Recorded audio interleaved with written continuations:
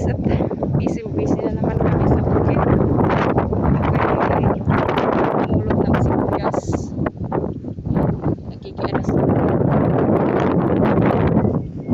Saan nakikimulot ng sibuyas. Mga yan. Ano? Daming sibuyas. Nakakainggan yung mamulot. Yan po kapag malapit ka sa bukid.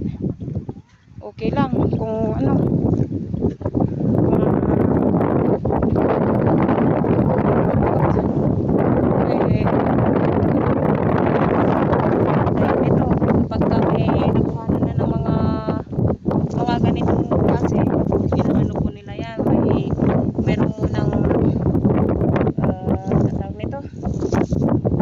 Ditong namamakyaw, tapos pagkatas ng mga namakyaw, yun susundan ko naman, namumulot naman na ako kasi yung mga limbawa mga ganito iniiwanan din nila minsan, mga ganito kalaki, may tsamba-tsamba, minsan nakakakuha ko ng ganito kalaki, tsambahan lang ba umulot.